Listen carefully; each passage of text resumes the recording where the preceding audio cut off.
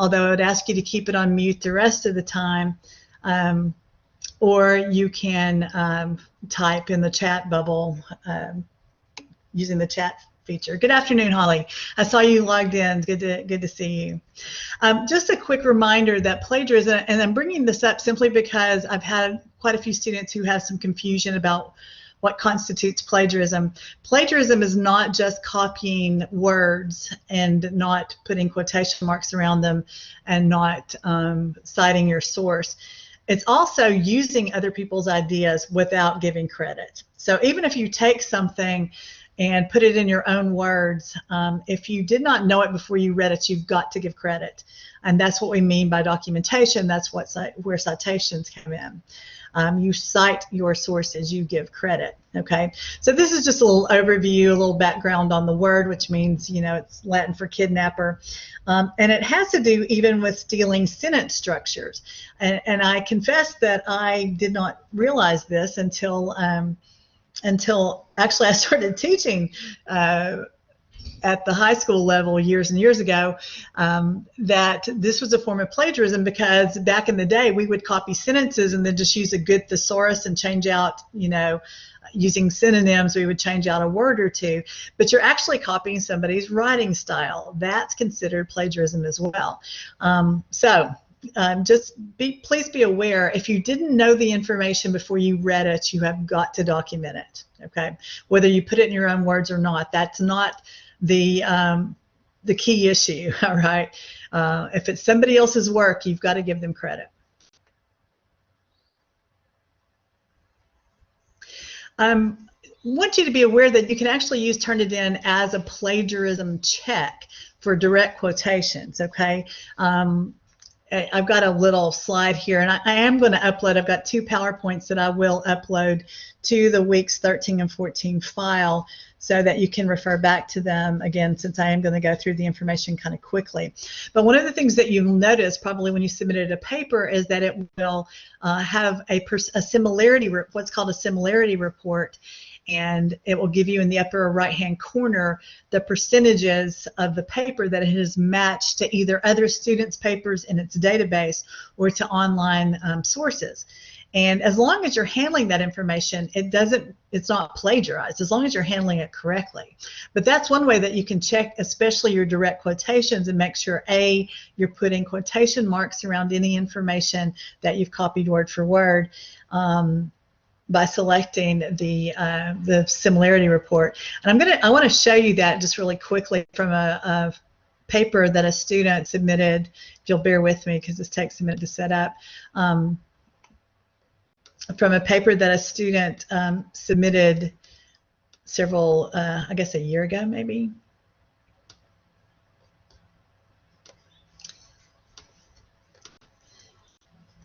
So here's the student paper.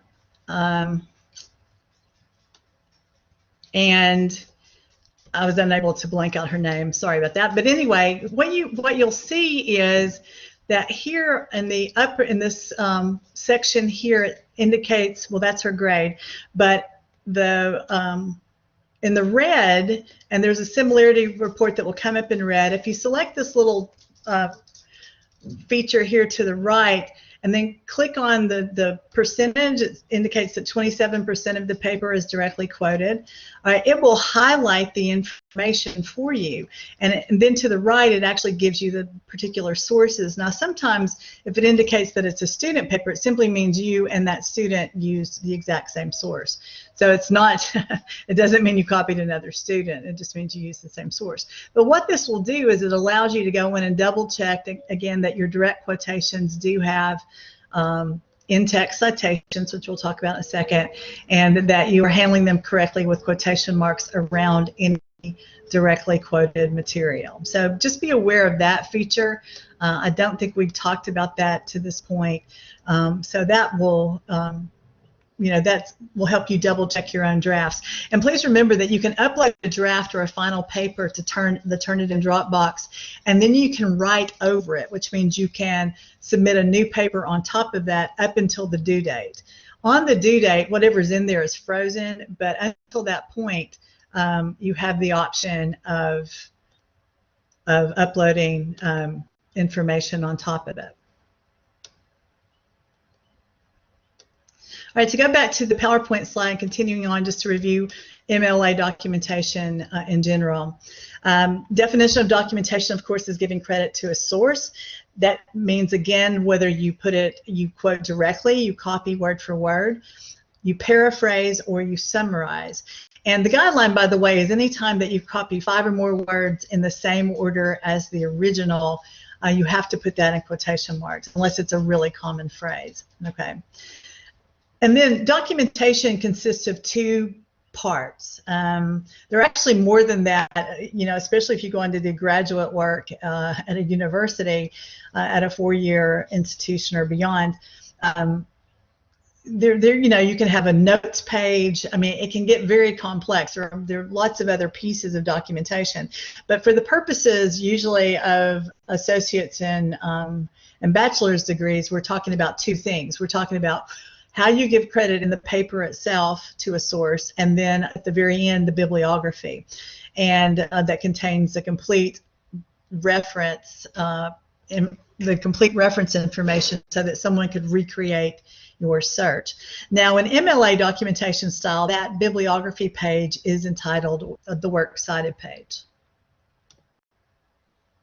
Again, I know this is review, but I just want to make sure that we're all, you know, kind of got the same, we have the same baseline of understanding for what your final papers are supposed to look like.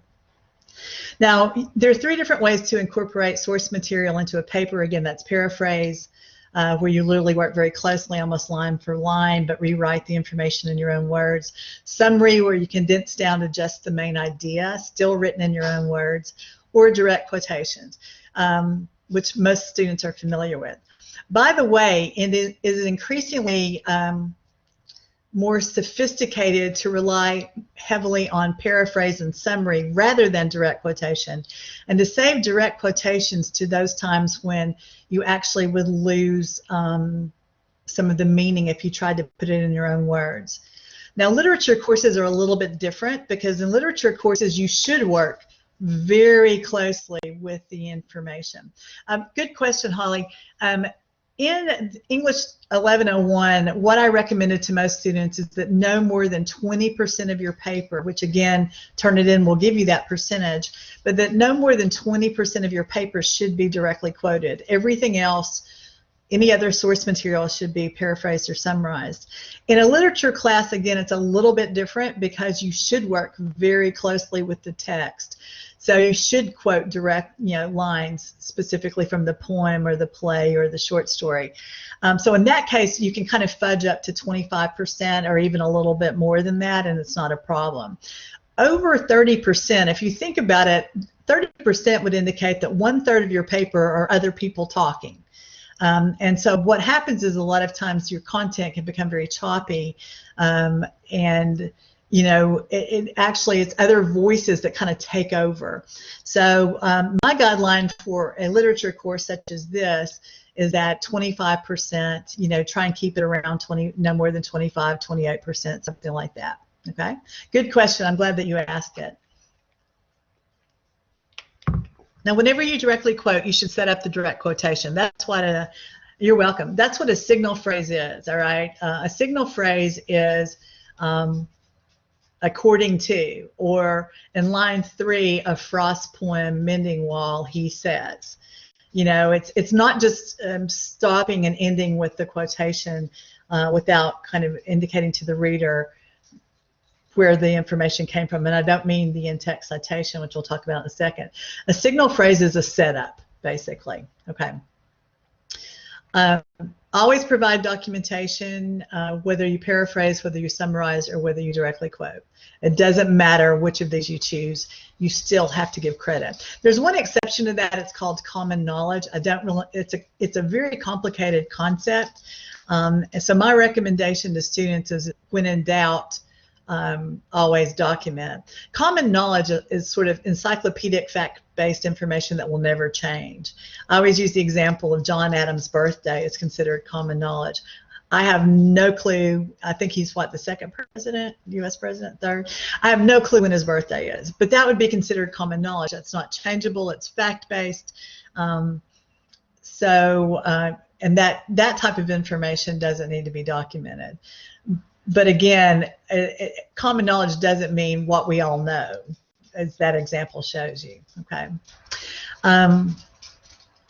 Remember that the in-text citation just contains enough information to send readers to the works cited page. You do not need to number them. You do not need to, we don't use footnotes anymore, thank heaven. Such an unwieldy and repetitive method of documentation. Instead, we use in-text citations, and I'll review that now. I know this is kind of small. Sorry, let me make this maybe a little bit larger. In the in-text citation, that means in the text, in the paper itself. And by the way, parenthetical documentation means kind of the same thing. It's what's placed in parentheses in a paper, hence the parenthetical, same root word. Include in the text the first item that appears in the works cited entry that corresponds to the citation. So usually that's the author's last name. If it's not the author, if there's no author given, then it could be the article title. If there's no article title, sometimes the name of the website comes first. It's just whatever comes first in your bibliographic entry. That's the reason I tell students you always should build your works cited page first. Build your bibliography first, and then the in-text citations come from whatever is placed first in your bibliography. Okay, you do not need paragraph numbers or page numbers if the information comes from online sources, which I'm assuming almost all of you are only using online sources for your papers.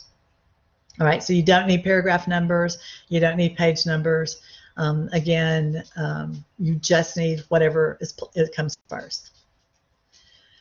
And then, very important, do not put the URL, the web address, in the paper itself. Okay, and there's more information here. I got a lot of information from this Purdue OWL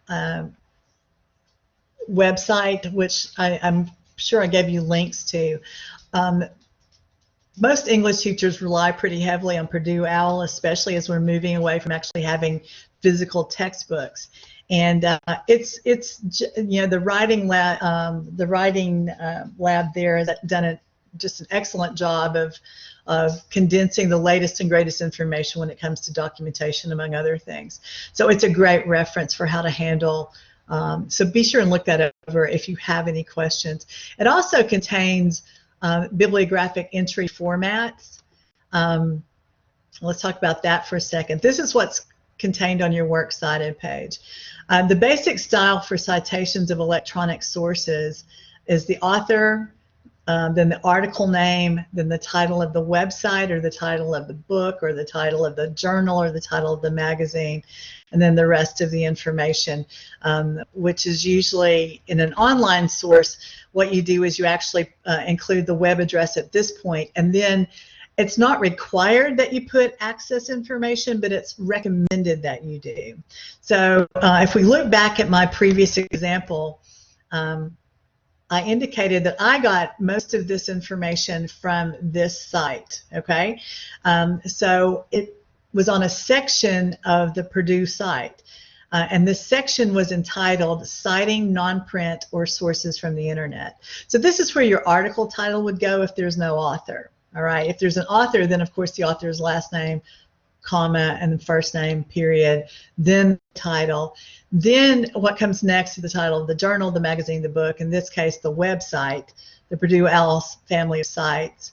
And then this was, these are the people who created it, right? This particular at Purdue University. This is the date, this is the web address, okay? Notice that you don't have to include the full HTTP, you know, you can leave that off according to MLA formatting.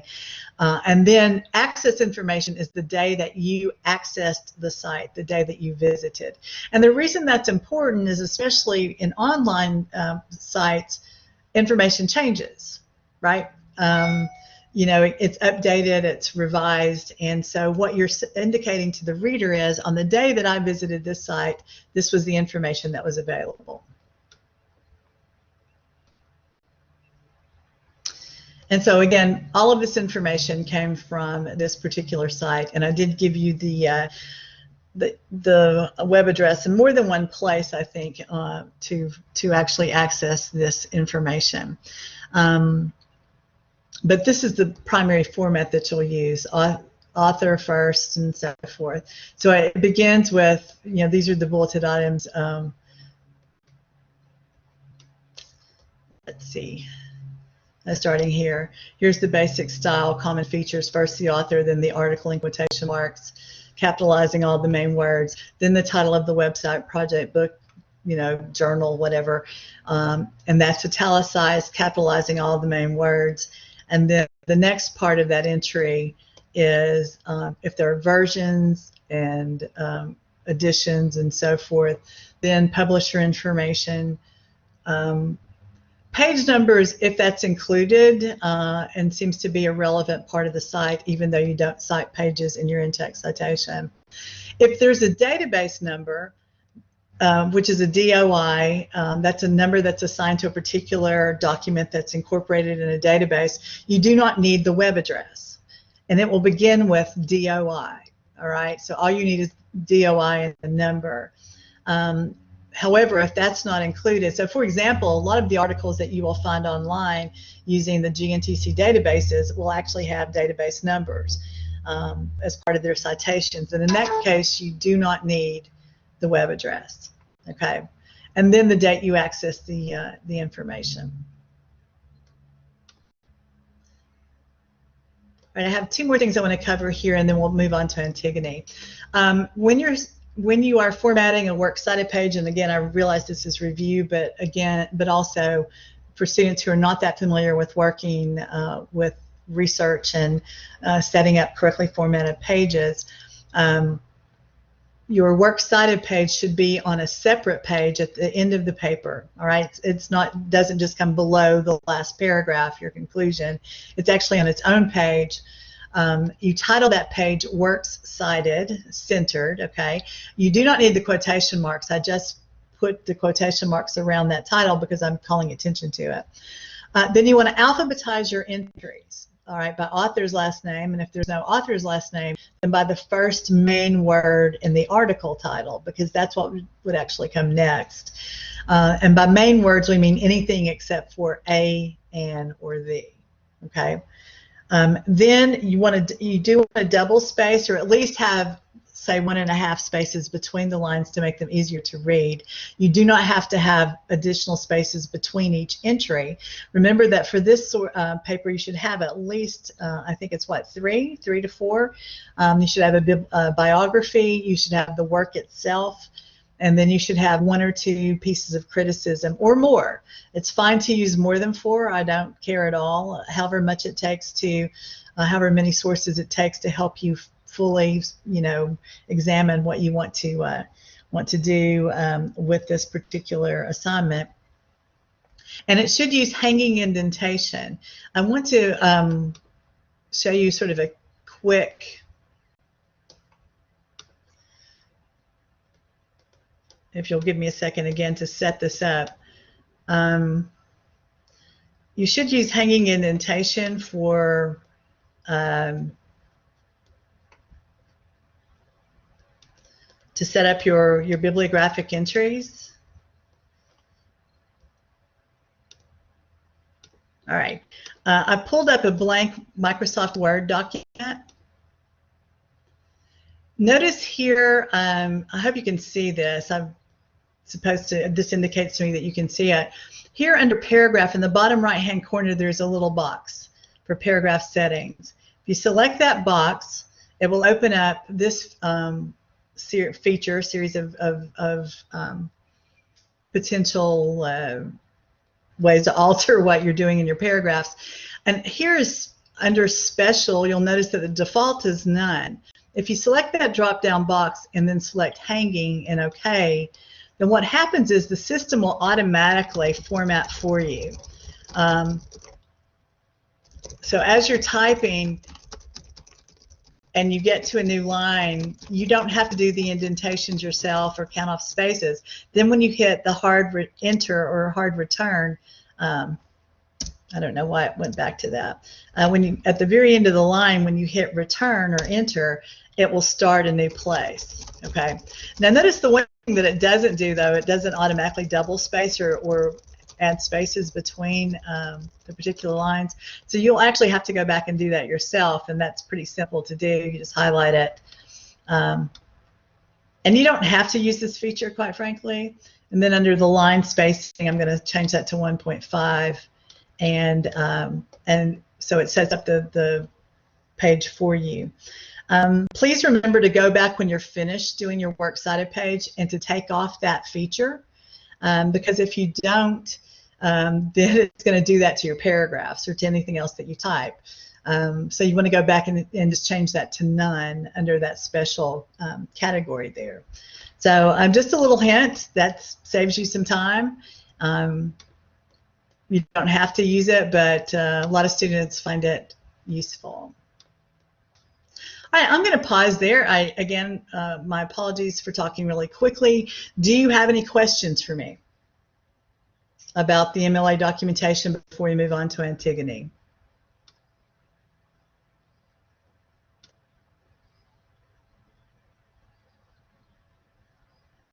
Any questions about the paper itself? If you have trouble finding, I've heard from one student who's had trouble finding a critical essay, and so I was able to hopefully help her a little bit, send her some information. But do you have any questions for me about anything about the paper itself, the research paper? Oh, this is Craig. I have a question about the student example that you provided to us. Can you tell me, is that in the APA? It shouldn't have been. Were there dates included in the in-text study? I'll have to look back at that, Craig, and see. Okay. It shouldn't have been APA. It should have been MLA. Okay. But it may have been an older version of MLA. I didn't double check that because in the past year they've come out with version 8, and they've updated some features. But there's definitely a distinct difference between MLA and APA as far as where things are placed. What was it that was confusing? Well, I didn't pour over what the actual sources were, but for example, there were no page numbers after the with the references, the paraphrasing or the quotes. And I had never done poetry before, so I'm not sure. I've done paragraphs before in MLA, but never poetry. So I can go check that out on my own, but I just didn't want. Sure. I just wanted to confirm that it's MLA. In case someone uses. I'll take a look at it. Yeah, I'll take a look at it and double check. Usually, with you do indicate line numbers with poetry. And MLA usually use, now I didn't double check with version 8 on this. Usually they use L for 1 line and LL for 2 lines. And that particular student had a textbook, so if page numbers were included as far as references to the work itself, the poem, then she may have included page numbers as well. Because she was working from a physical textbook, but I'll double check that and I'll clear up any discrepancies. Okay. Sorry. Thanks. Yeah. Thanks for pointing it out. Any other questions? All right, then let's move on to Antigone. I'm going to stop this recording.